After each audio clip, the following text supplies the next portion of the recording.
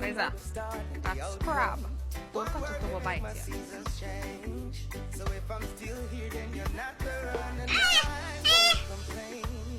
No, you want to Watch me cook some curry crab and dumpling while I complete part 2 of my story.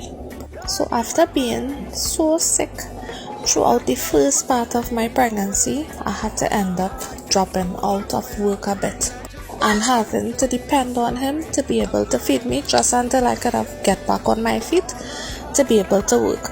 Now remember, he already thinking that this child is not his own, so he wasn't fully invested into doing anything for me during the pregnancy at all.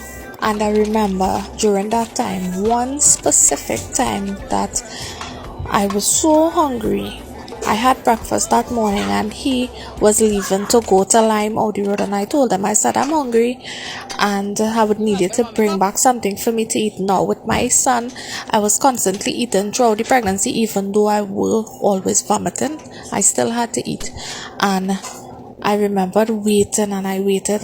By the time he came back, it was night and I was so hungry, and I remember crying because I was feeling so hungry. And he never came back with anything to eat, and he didn't care what I had got to eat or what I didn't eat that day. And I never forget his father when he realized that I was crying in the night, and he came and he asked why I was crying, because they were living on the upstairs apartment to us. And I told him I was hungry and I was waiting for his son to come home to bring food. And I remember him bringing food and giving me to eat. I would never forget that. That memory stuck with me till now. And it's been 18 years and it's still stuck with me.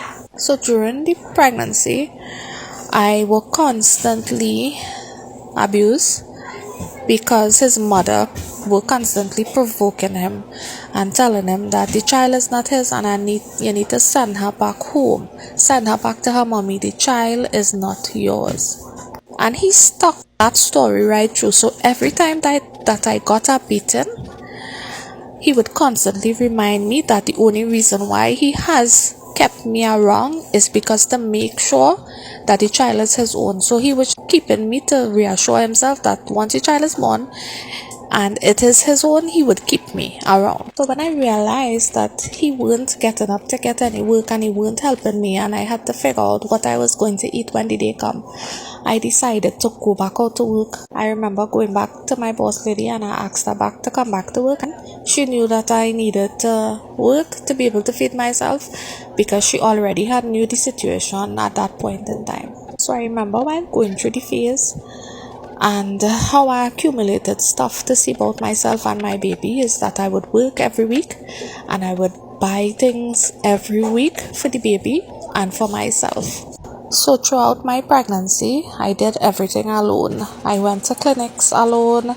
I went to my ultrasounds alone. I did everything alone as if I was single and I were having this baby by myself. So I remember one particular day that I got a beating. I was about 7 months pregnant, and he had now come home in the night from Lyman, and his mommy started provoking him about I being here and the child is not his, and he got so upset with me when he came back down. And I remember he grabbed me from the bed. I was lying down and he grabbed me by my hand and he flinged me on the ground. And when he flinged me on the ground, the side of my belly got a lash. And he took all my clothes and he flinged it outside and he told me to leave. The child is not his own, to pick up myself and leave. You cannot stay here. And I remember crying. I was crying. I cried throughout my whole entire pregnancy with my son because of the emotions and then because of the things that I was going through. And while crying, I remember telling him, I said, you're making a big mistake, I never had any relationship with anybody else. You are the only person that I have been with since I have knew myself. And I remember constantly crying. And when he realized that I weren't leaving, he took up himself and he left. And I gathered all my clothes from on the ground outside by the gate and I went back inside, because where were I supposed to go? I know that this is his child and I had nowhere else to go. So That night I cried. I remember crying. I cried. I hold my belly because I was 7 months pregnant, so I could have felt my baby moving, and I cried. And I told my son, I said, I promise you that one day I will get you out of this situation. Sorry, I became emotional in giving that part of the story. This one of my pregnancy was the hardest pregnancy that I ever faced in my life.